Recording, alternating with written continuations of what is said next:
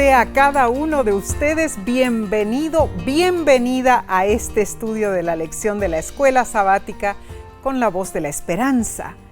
Gracias por acompañarnos, sea que lo hagas por la televisión, por YouTube, claro, por Facebook o por audio. Y no olvides compartir este estudio con otros. ¿Sabes? Nuestros hermanos, hermanas nos envían mensajes de todas partes del mundo. Así es. Muchos mensajes contienen ideas profundas y muy sabias sobre el estudio de la semana. Muy cierto. A veces tambaleo. Sí, cierto. Hermano, hermana, nos alegra que indagues por tu cuenta, que llegues a tus propias conclusiones, que profundices tu estudio de la Biblia y que nos escribas tu comentario. Amén. Sigue adelante. Cuán cierto, Mar, tienes razón. Es hermoso saber que unidos aprendemos y enriquecemos nuestra vida espiritual, hermanos. Hoy saludamos a nuestra hermana Raquel Pineda, quien nos escribió desde Brooklyn, Nueva York. Ella nos dice: los escucho cada semana junto a mi madre de 92 años.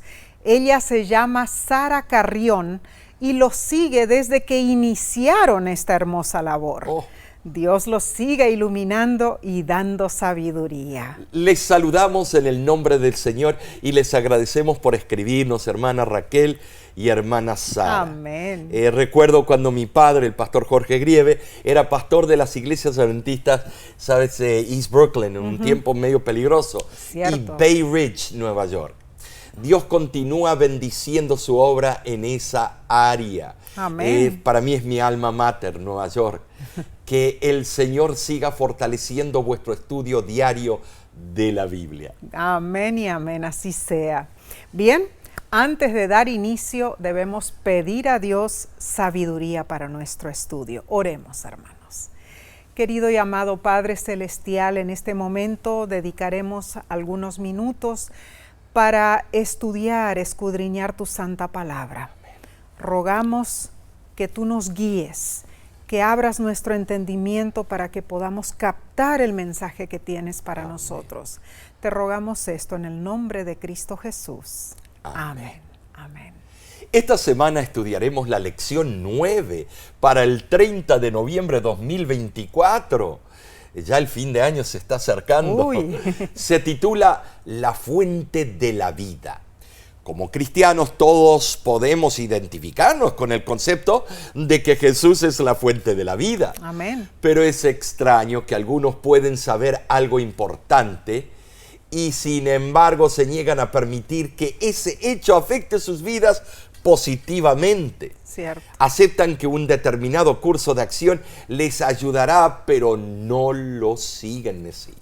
Y esto sucede a menudo en el ámbito de la salud, ¿no es cierto? Claro. La persona se enferma. Su médico le dice que a menos que cambie sus hábitos, su dieta, su estilo de vida, empeorará e incluso perderá la vida. Esa persona reconoce que el consejo médico es correcto, pero no hace lo que debe hacer. ¿Por qué no? Bueno, podemos debatir con muchas respuestas. Cierto. Cualquiera sea el motivo, esa persona no responde a la apelación, no sigue el buen consejo. Así es. Tal vez tú digas, qué mentecato, pero lo mismo sucede con muchas personas y Dios. Sabemos que están enfermos espiritualmente. De hecho, la Biblia nos dice que estamos muertos, que necesitamos ayuda desesperadamente y la ayuda está disponible. Jesús ha hecho todo para que nos acerquemos a Dios, la fuente misma de la vida. El texto de esta semana se encuentra en Juan 14:6. Jesús le dijo: yo soy el camino y la verdad y la vida. Nadie viene al Padre sino por mí. En el Evangelio de Juan, cuando le preguntaron a Jesús quién él era, respondió con el término que designa la deidad. Dijo: yo soy. Esa es una referencia inequívoca al mismo Dios que se le había aparecido a Moisés en la zarza ardiente. Ese Dios, el yo soy, se hizo carne y habitó entre nosotros. Vimos su gloria, gloria como del unigénito del Padre, lleno de gracia y de verdad. Juan 1:14. Indiscutiblemente el tema yo soy se repite a lo largo del Evangelio de Juan. El yo soy es la luz del mundo, el pan de vida, la puerta de las ovejas, el buen pastor y la vid verdadera. ¿Saben? Sí, esta semana estudiaremos escudriñando la revelación divina. También exploraremos más a fondo el punto contradictorio en el cual, a pesar de la poderosa evidencia de que Jesús era el Mesías, algunos lo rechazaron y hasta el día de hoy. Claro que sí. Bueno, continuaremos estudiando esto por dos razones. Número uno, para evitar cometer el mismo error. Claro. Y número dos, para considerar cómo podríamos llegar a aquellos que están en peligro de cometer ese error. Buenísimo. Indudablemente, Jesús es la fuente, la única fuente de la vida. Si deseamos la vida, debemos aferrarnos a Él y a ninguna otra criatura, porque incluso los ángeles, sean santos o caídos, ellos no pueden darnos la vida. ¿Por qué? Porque su propia vida deriva de Dios. Y debemos añadir que no solo no pueden dar vida, sino que el más grande de los ángeles caídos, Satanás, es lo opuesto al dador de la vida. Cierto. Satanás es el astuto mercader de la muerte. Wow. Su primordial obsesión es robarnos la vida que Jesús nos proporciona. ¿Sabes? Jesús expuso la agenda destructiva de Satanás en contraste con su propia misión salvífica cuando declaró en el libro de Juan, capítulo 10, versículo 10, el ladrón no viene sino para hurtar, matar y destruir. Yo he venido para que tengan vida y para que la tengan en abundancia. Satanás es el gran engañador y él tienta a cada ser humano a escoger el pecado en vez de escoger la justicia en Cristo. Y consecuentemente, con crueldad, él exige su paga, la muerte eterna. Pablo confirma esto en Romanos 6:23, porque la paga del pecado es la muerte, dice. Y bueno, si pensamos en marcado contraste, sí, ¿no es cierto? Sí. Si caminamos por el camino correcto, que es Jesús, claro, Él nos enseña su verdad que conduce a la vida eterna. Tremenda verdad. Jesús es nuestro único sendero seguro hacia Dios. Y Dios nunca expulsará a nadie que acuda a Él con sinceridad y arrepentimiento, hermanos. Tremendo. Analicemos entonces la lección del domingo 24 de noviembre titulada En Él estaba la vida. Emocionante tópico. En Juan capítulo 1, versículo 1, el apóstol afirma claramente que Jesús es Dios, el Hijo Divino. Amén. Perdonen religiones que no lo aceptan. Ustedes no saben lo que se pierden.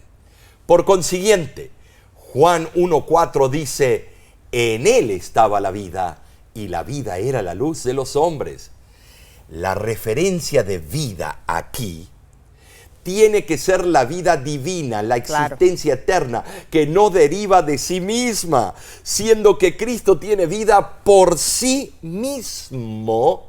Él puede dar su vida y volverla a tomar. Wow. Juan 10:17 así lo afirma. Gloria a Dios. Y porque Él tiene vida por sí mismo, Él puede dar vida a quien Él desee. Juan 5:21. Amén y amén. Amén. El término vida, que es zoe en el griego, así es, aparece 36 veces en el Evangelio de Juan.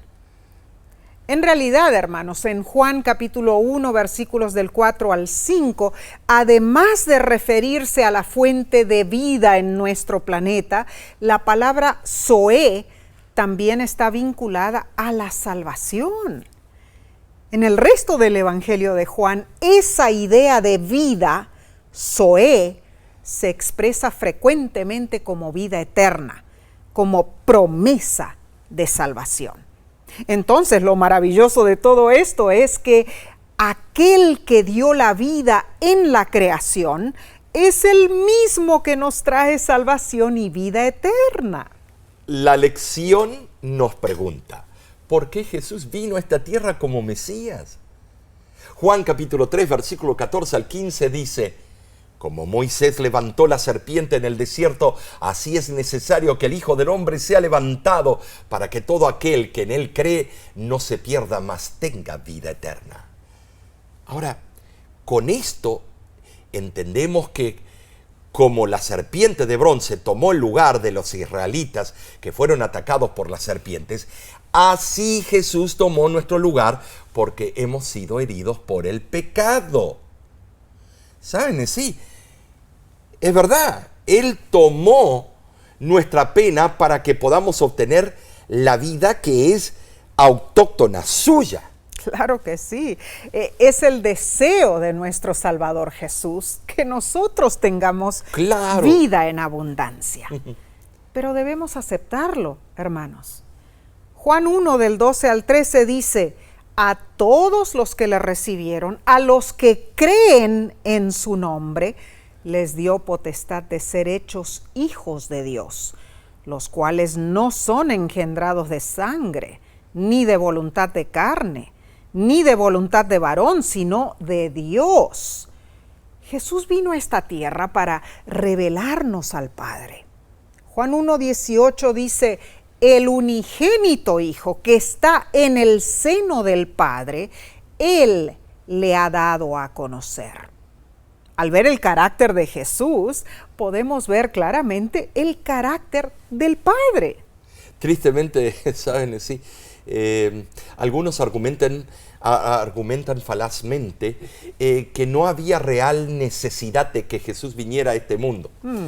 Hoy yo he escuchado un montón de personas decir eso. Sin embargo, ¿quién más podría haber quitado nuestros pecados? ¿El ángel Gabriel? No. ¿Quién más podría habernos revestido con el manto de la justicia divina? ¿Algún otro ángel? ¿Algún patriarca? No. ¿Quién más podría habernos dado vida en lugar de muerte?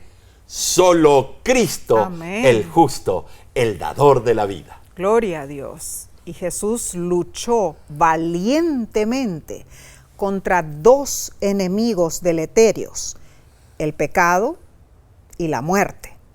Y conquistó a ambos, gloria a Dios. Su victoria se convierte en nuestra victoria cuando nosotros creemos en Él. Entonces, hermanos, podemos confiar en Jesús cuando Él promete en Juan 6:40, y esta es la voluntad del que me envió, que todo aquel que ve al Hijo y cree en Él tenga vida eterna, y yo lo resucitaré en el día postrero. Dios nos da un regalo gratuito en bandejas. Cierto. Eso sí que es un regalo. Sería lógico que los tomáramos, ¿no es cierto? Y que lo utilicemos. Seguro. Pero no sucede así. Dios tiene que insistir para que aceptemos su maravilloso presente en cada campaña. ¿Cómo cuesta que la gente acepte ese presente? Qué triste. ¿Por qué? Imagínate ofrecerle a tu hijo, a tu nieto, algo de tremendo valor y luego tener que rogarle que lo acepte. Un lingote de oro. Eso es lo que Dios, la fuente de la vida, hace con nosotros. Así es. En Ezequiel 33:11 Dios declara, vivo yo, dice Jehová el Señor, que no quiero la muerte del impío, sino que se vuelva el impío de su camino y que viva. Volveos de vuestros malos caminos, porque moriréis, oh casa de Israel. Fuertes palabras. Tremendo. La situación es frustrante, hermanos. Aquel que desprecia las ordenanzas divinas y alega la falta de gracia como excusa para continuar pecando, ofrece el más vil de los insultos contra Dios. Solo si elegimos aceptar a Jesús en nuestras vidas, somos salvos por Él. Con amor Dios hizo descender del cielo el pan de vida, y nada más satisfará nuestra alma. Podemos alimentarnos de las cáscaras del placer, los aplausos, la ostentación, el orgullo. Y sin embargo, podemos perecer de hambre. Es cierto. La voluntad de Dios es que ninguno sea rechazado, que ninguno se pierda. Muy bien dicho, Nesí. Por esa razón, Dios insiste, volveos de vuestros malos caminos. Amén. Necesitamos volver a Dios. Claro que sí. Venid a mí, dice Jesús. Si tienes sed, ven a mí y bebe. Gloria a Dios. Venid a las bodas, venid a la cena. Ah, sí. La invitación es constante. El comentario bíblico de Joseph Benson sobre Juan 6:47 dice: es la determinación del Padre otorgar vida eterna a todos los que perseveran en la fe. Los hará completamente felices, tanto en alma como en cuerpo, en el goce de una gloriosa inmortalidad. Bueno. Tremendo teólogo. ¿Verdad que Bien. sí? En esto no hay misterio alguno, hermano, hermana. Una vez que aceptas el maravilloso regalo de Dios, Él perdona tus pecados. Y Él te mira como si tú nunca hubieras pecado. Maravilloso, ¿verdad? Y luego promete ayudarte a vencer el pecado a través de Él. No hay camino demasiado oscuro que Él no transite para salvarte, hermano, hermana. No hay decisión demasiado pecaminosa que su gracia y perdón no puedan restablecer en tu vida. Amén. Su amor es inconmensurable. Respóndele hoy mismo con agradecimiento y tendrás la maravillosa seguridad de la salvación eterna. ¿Por medio de quién? Por medio de Jesús, nuestro amante Salvador. Es impresionante, Nesí, lo que Cristo ha hecho por nosotros. Muy cierto. El teólogo que nosotros sabíamos, que pusimos en pantalla, qué palabras certeras. Muy cierto. No es que él es un gran teólogo que no se equivoca, pero en ese momento la verdad que Dios lo inspiró. ¿Por qué digo esto? Porque de verdad el Padre nos amó tanto a nosotros que dio a su Hijo unigénito, sí, para que todo aquel que en Él crea no se pierda, mas tenga vida eterna. Amén. Es un amor que lo podemos ver en indicios de una madre con un hijo. Vemos a nuestra nuera con nuestro nietito Luca. Y vemos a nuestra hija, por supuesto, con Oliver y Isabel. Isabel. Lo que ellas hacen por proteger a esos bebés, darían todo, darían su vida por ellos. Pero aún hay madres en el mundo que abandonan a sus hijos. Cierto. En cambio, Dios nunca nos ha abandonado. Amén. Así que acéptalo en tu corazón, en tu vida, y Él te cambiará completamente. Continuaremos con la parte del lunes 25 de noviembre titulada Palabras de vida eterna. La fraseología sobre la vida eterna se concentra en Juan capítulo 6. Jesús dijo: yo soy el pan de vida. Amén. Claramente, su vida, su muerte y resurrección son la fuente de la salvación eterna. Ahora, la frase vida eterna en sí no se refiere a una existencia espiritual, ni en convertirse en un ser eterno o algún otro concepto etéreo. La vida eterna se refiere al poder dador de la vida, el único que trae salvación y significado a nuestra existencia, en el presente y en la vida futura, cuando Cristo regrese a esta tierra por ti y por mí. Amén. El entorno de lo que ocurrió está registrado en Juan capítulo 6, Así es, sí. versículos 63 al 69. Jesús dijo: el Espíritu es el que da vida. Las palabras que yo os he hablado son espíritu y son vida. Pero hay algunos de vosotros que no creen. Desde entonces muchos de sus discípulos volvieron atrás y ya no andaban con él. Dijo entonces Jesús a los 12: ¿queréis acaso iros también vosotros? Le respondió Simón Pedro: Señor, ¿a quién iremos? Tú tienes palabras de vida eterna, Y nosotros hemos creído y conocemos que tú eres el Cristo, el Hijo del Dios viviente. Hasta entonces Jesús era ampliamente aceptado como maestro y profeta. Pero ahora muchos de sus seguidores lo abandonaron. De ahí en adelante Jesús estaba cada vez más a la sombra de la cruz. Él conocía a sus seguidores leales.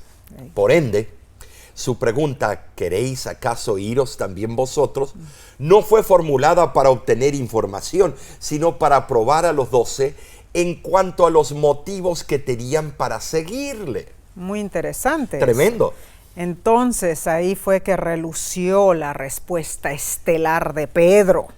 Señor, tú tienes palabras de vida eterna. Ahora, indudablemente Pedro no comprendía plenamente la naturaleza espiritual del reino de Cristo, pero su declaración demostró que él había comenzado a percibir que las palabras de Jesús eran la clave para la vida eterna espiritual. Sabes, sí, es interesante que un antiguo comentario judío describe las palabras que Dios habló en el Sinaí, como palabras de vida. Interesante. Eso lo ves en el Midrash Rabbah. Pedro usó un término similar para referirse a las palabras de Jesús. Al hacerlo, reveló que él discernía el origen divino del Maestro Jesús. ¿Sí? Maravilloso. La vida eterna es un tema constante en el Evangelio de Juan. Pero debemos preguntarnos, ¿cómo recibimos la vida eterna?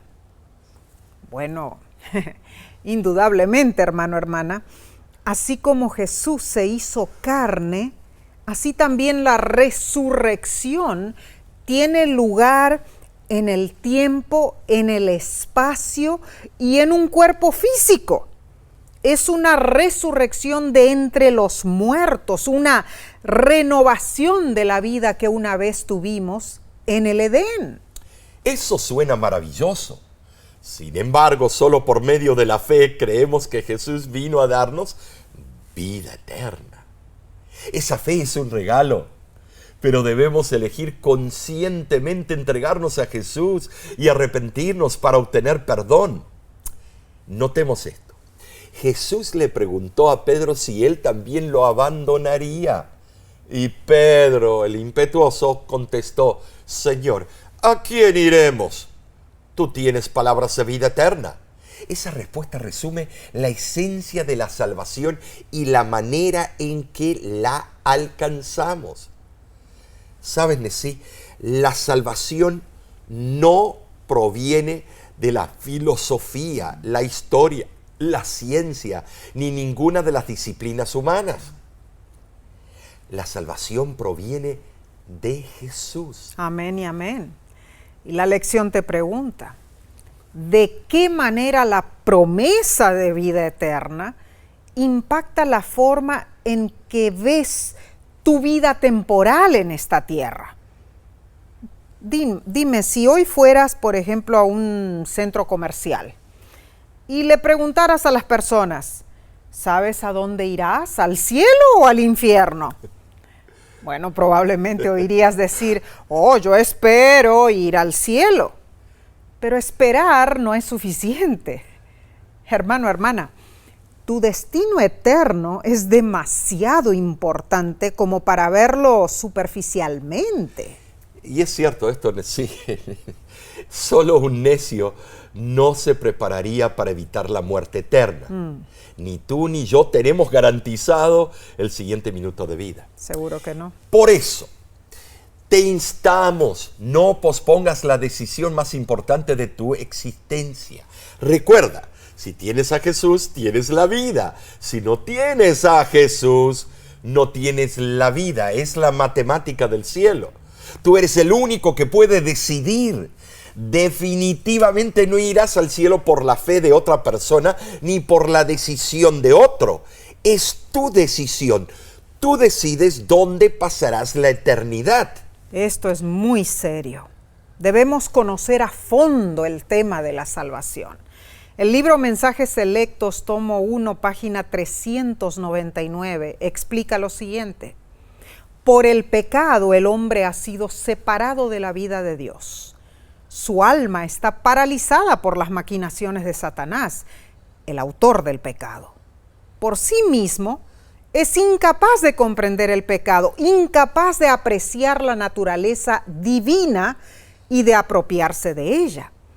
El poder seductor de Satanás está sobre él, pero Dios no será derrotado por Satanás.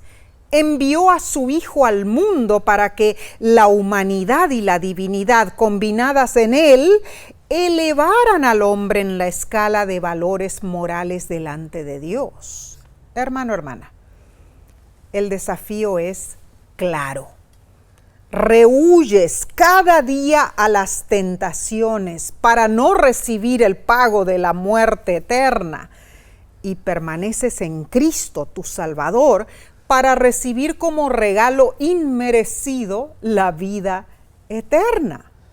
Bueno, Omar, la decisión, como dijiste, es nuestra. Claro. La decisión es tuya, hermano, hermana.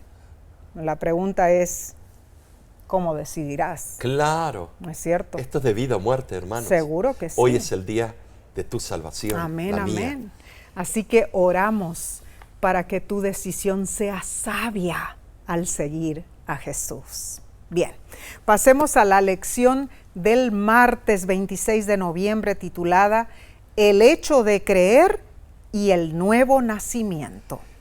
Tremendo título, abarca mucho. El apóstol Juan presenta como un error la creencia de que sencillamente porque Cristo murió por todos los seres humanos, que todos serán salvos. Eso que se prolifera en algunas iglesias. También presenta como falsa la creencia de que Dios predestina a ciertas personas para que sean salvas y a otras para que sean condenadas. Eso, un reformador así comenzó su ministerio al principio, Cierto. pensando de esa manera. Enfáticamente, Juan declara que el factor decisivo radica en cada persona y hay pasos claramente estipulados para llegar a ser cristianos. Muy cierto. Para ello, miren, hermanos, les invito a leer Juan capítulo 1, versículo 12 al 13. Y dice así: mas a todos los que le recibieron, a los que creen en su nombre, les dio potestad de ser hechos hijos de Dios, los cuales no son engendrados de sangre, ni de voluntad de carne, ni de voluntad de varón, sino de Dios. Bueno, estos versículos son candentes. Sí, lo son. Explican un paso, dos pasos. Es un proceso para llegar a ser cristianos, hermanos. Claro. Primero, recibimos o aceptamos a Jesús, es decir, creemos en Jesús. En segundo lugar, Jesús nos da la potestad para llegar a ser hijos de Dios, engendrados por Dios. Bueno, entendiendo esto, claramente hay un aspecto humano y un aspecto divino para que podamos convertirnos en cristianos. Debemos actuar con fe, debemos recibir a Jesús, debemos estar abiertos a su luz, pero Él es quien finalmente regenera nuestro corazón. La verdad que es una profundidad tremenda en esos conceptos. Ahora, definitivamente creer en el nombre de alguien significa creer lo que esa persona dice, lo que simboliza esa persona. Sin embargo, notemos, los demonios creen que hay un Dios, Santiago 2:19, pero eso es completamente diferente de creer en el nombre de Dios. Lo primero es una idea intelectual, lo segundo es una vivencia moral y espiritual, relacional. Creer en el nombre de Cristo es posesionarse de los recursos de la salvación en Jesús. Elena G. de White, en la revista Review and Herald del 11 de abril de 1890 escribió: la fe es la condición con la cual Dios ha creído conveniente prometer el perdón a los pecadores. No hay virtud alguna en la fe por la cual se pueda merecer la salvación, pero la fe puede aferrarse de los méritos de Cristo, el remedio concedido para el pecado. Jesús, a través del maravilloso plan de salvación, hizo posible que como seres humanos recuperemos la oportunidad de conocer a Dios y podamos servirle por nuestra propia elección. ¿Sabes, Nesí? Dios nos hace arbitrariamente sus hijos. Notemos que cuando dice hijos de Dios, en el griego es niños de Dios. Fíjate la diferencia. Sí, ternura. Esa es una expresión favorita de Juan. Juan capítulo 11, versículo 52. Y primera de Juan capítulo 3, versículo del 1 al 2. Llegar a ser niños de Dios.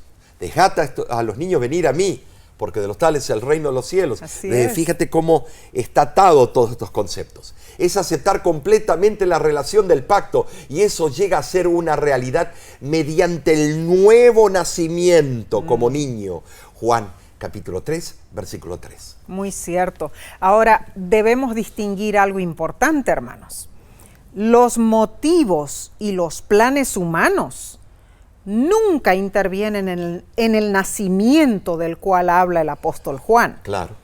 No, el nacimiento espiritual sí se parece al nacimiento físico en el sentido de que ambos señalan, el comienzo de una nueva vida.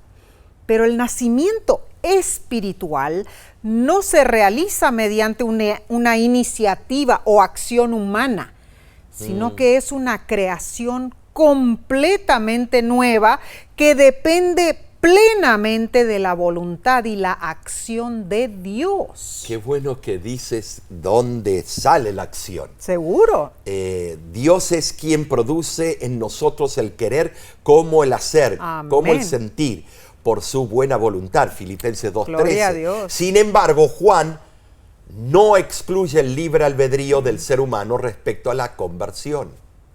¿Sabes, hermano? Juan tampoco niega la necesidad de la cooperación humana con los instrumentos divinos. Sencillamente Juan afirma que la iniciativa y el poder provienen de Dios. En esta misma línea de pensamiento, la lección nos invita a leer Romanos 8:16, para que entendamos un principio importante de la salvación en Jesús. Dice el versículo: el Espíritu mismo da testimonio a nuestro espíritu de que somos hijos de Dios.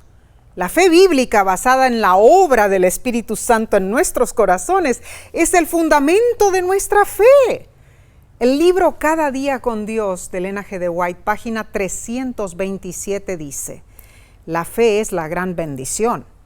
El ojo que ve, el oído que escucha, los pies que corren, la mano que se aferra. ¡Qué extraordinaria explicación! Esto es una inspiración de Dios. El enfoque humano de la fe afirma que debemos encontrar un cimiento que ofrezca criterios para la fe, para entonces poder creer. Pero en contraste, el enfoque bíblico afirma que la fe en sí es el fundamento, o sea, comenzamos con el fundamento de la fe y luego a partir de ese punto crecemos en comprensión y gracia. Maravilloso. Lo maravilloso es que la fe es un don puro de Dios. Amén. No es algo místico que sale de nosotros. El don de la fe es el vínculo divino que nos conecta con Dios.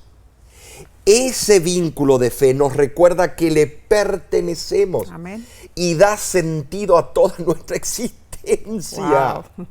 Entender esto nos libera de una carga pesada, Nesí. Claro que sí, claro libre que soy. sí. Muchos cometen, el error, podríamos decir, de pensar que deben esperar hasta tener la fe para poder creer.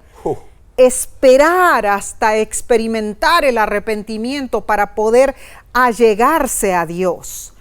Pero la fe y el arrepentimiento son dones gemelos, hermanos, y ya están disponibles, esperando que los recibamos y los apliquemos en nuestras vidas. O sea, no hay necesidad de esperar. Hechos capítulo 5, versículo 31 afirma esta realidad. A Cristo, Dios lo ha exaltado con su diestra por príncipe y salvador, para dar a Israel arrepentimiento y perdón de pecados. Entonces, ¿por qué te aferras en esperar más tiempo? Acércate a Cristo con la fe que Él te ha dado y recibe su don del arrepentimiento para vivir tu vida de acuerdo a su divina voluntad. Daremos seguimiento con la sección del miércoles 27 de noviembre titulado Rechazar la fuente de vida. Cosa seria, la oscuridad del engaño se acentúa cada vez más. Cierto. Abundan dibujos animados saturados de hechicerías, temas de la nueva era, tiras cómicas, ocultistas, juegos electrónicos que atrapan con su poder demoníaco. Todo hace parte del esquema satánico para que los seres humanos rechacen la fuente de vida. El Evangelio es optimista, positivo. La perdición es negativa, estimados. Juan, cierto. Es horrible el producto final. El Evangelio de Juan relata eventos tristes. Juan capítulo 1, versículo 5, versículo 10, versículo 11 dice: la luz en las tinieblas resplandece y las tinieblas no prevalecieron contra ella. La luz en el mundo estaba y el mundo por medio de ella fue hecho, pero el mundo no le conoció. A lo suyo vino y los suyos no le recibieron. Tremendo esto. Tristemente el gran yo soy fue rechazado por su pueblo. Pero no culpemos a los judíos, porque si Cristo hubiera venido en nuestro tiempo, en forma física así por primera vez, le hubiéramos hecho la misma cosa. ¿Por qué? Porque hablamos mucho y criticamos a los otros, pero somos iguales.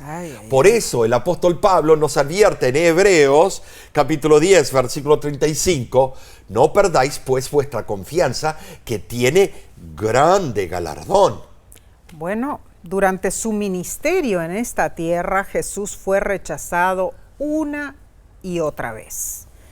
Sin embargo, esa triste situación no quedó allí en el pasado con los contemporáneos de Jesús. Como acabas de decirlo, Omar, hoy día también vemos falta de fe por doquier.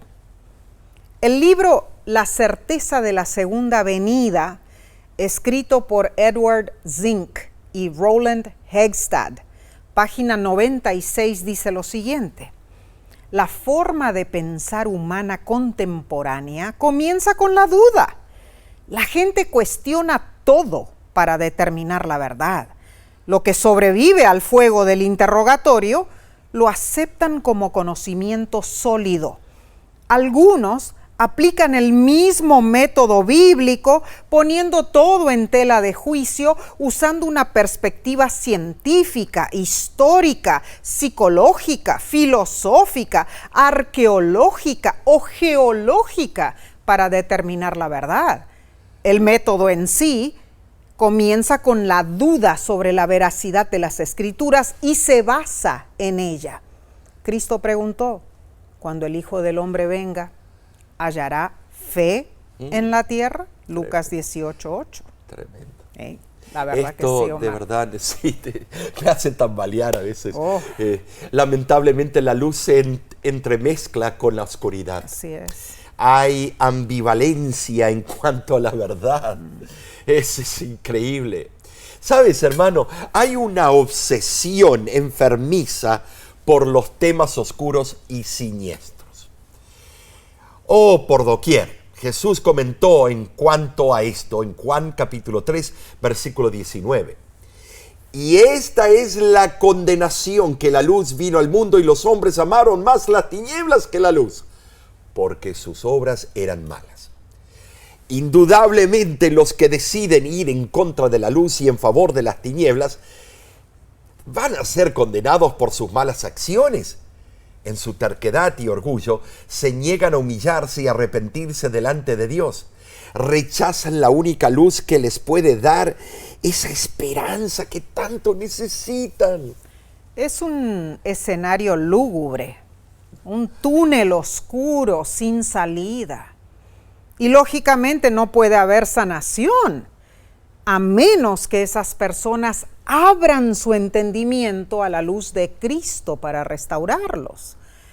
La pregunta reinante es, ¿por qué no abandonan sus malas acciones mientras hay amplia oportunidad?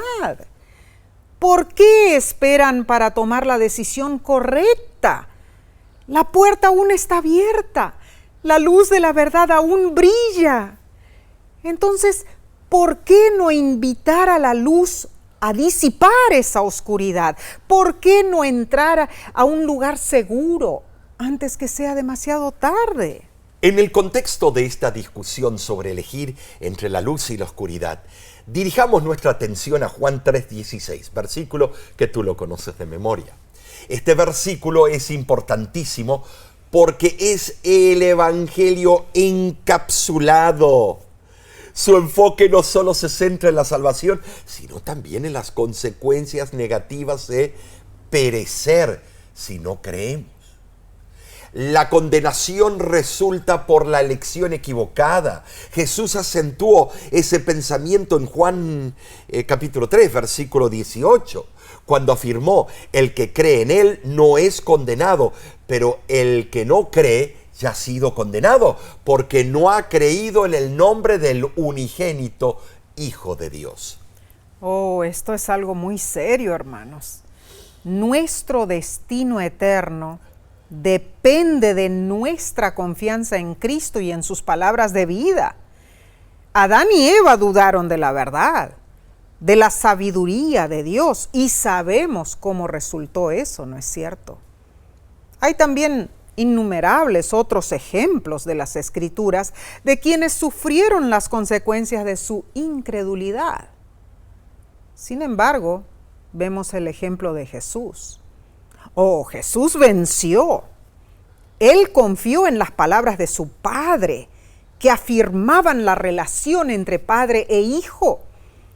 Y esa relación fue desafiada por Satanás, cuando él buscó tentar a Jesús en el desierto, diciéndole: hey, si eres hijo de Dios, di que estas piedras se conviertan en pan. ¿Y cuál fue la defensa inmediata de Jesús? Escrito está. Esto nos da un ejemplo de la confianza que nosotros debemos tener en la palabra de Dios. La lección también hace alusión a Números capítulo 13, versículo 23 al 33. Cades Barnea demuestra las consecuencias de rechazar la voluntad divina. Dios pidió a su pueblo que subiera y tomara la tierra. 12 espías merodearon la tierra de Canaán y regresaron con 2 informes. La mayoría informó negativamente. Hay gigantes en la tierra, ciudades amuralladas, armas que nunca vimos antes y ejércitos bien entrenados. Nosotros hemos sido esclavos en Egipto y tenemos poca experiencia militar. Pero 2 espías informaron positivamente, basando su fe en el abrumador poder de la palabra de Dios. Bueno, si pensamos en estos 2 grupos, Omar, sí, nos damos cuenta que esos 2 grupos representan la actitud del pueblo de Dios que vive en estos días. Te pregunto, hermano, hermana, ¿evitaremos cometer el mismo error de los 10 espías negativos? ¿O seremos valientes como los 2 espías positivos? ¿Confiaremos en el Señor? ¿O rechazaremos la fuente de vida que Él nos ofrece? Si estás en las redes sociales Escribe tu comentario. Nos gusta saber cómo en realidad estudias la palabra de Dios y cómo captas el mensaje que Dios tiene para ti. Bien, pasemos al estudio del jueves 28 de noviembre titulado Condenación. Te hace temblar, ¿no es cierto? La lección nos pregunta, ¿por qué el ser humano llega al punto de ser juzgado? Juan 3:18, como dijimos, y otros versículos afirman que la razón principal es rehusar creer en Cristo. Así es. Rechazar a Jesús nos expone a la duda y a las tentaciones satánicas. Pasamos de la luz a la oscuridad. Sí. Por ejemplo, Eva había recibido luz para cuidarse del árbol en el centro del jardín del Edén. Pero Satanás la tentó instándola a poner en tela de juicio la luz recibida de Dios. ¿Sabes, hermano? Ella razonó, como muchos razonamos hoy en día, que un Dios de amor nunca va a destruir a las criaturas que había creado. Total, una metidita de pata, hago algo un poquito equivocado, Dios me va a perdonar y no hay consecuencias. Además, confió en sus sentidos. Pensó, la serpiente comió del fruto y adquirió poder para hablar. Y no está muerta la serpiente. Si yo como de ese mismo fruto, quizá llegue a ser como Dios. Engañada, ella se apartó de la luz, rechazándola. Y su esposo eligió el mismo camino. Así de triste fue esa historia. Ahora, pensemos en la situación de Jesús en esta tierra. Él tenía a su disposición la misma herramienta de pensamiento humano que habían tenido Adán y Eva. Jesús pudo haber cuestionado por qué un Dios de amor dejaría a su hijo en el desierto durante 40 días sin alimento ni protección. Jesús pudo haber decidido demostrar su poder como hijo de Dios y decir, convertiré estas piedras en pan. Con facilidad pudo haber racionalizado su camino hacia una decisión equivocada, como hacen a menudo tantas personas, incluso muchas personas de fe.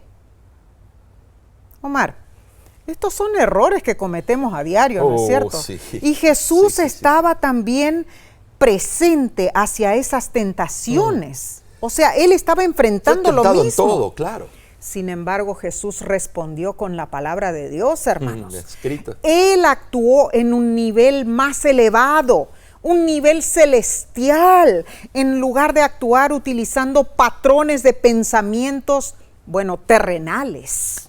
La sierva del Señor amplía lo que hizo Cristo por nosotros. La autora, en el libro Deseado de todas las gentes, página 16, dice lo siguiente. Al condescender a tomar sobre sí la humanidad, Cristo reveló un carácter opuesto al carácter de Satanás, pero se rebajó aún más en la senda de la humillación. Cristo tomó forma de siervo, fue tratado como nosotros merecemos, a fin de que nosotros pudiésemos ser tratados como Él merece.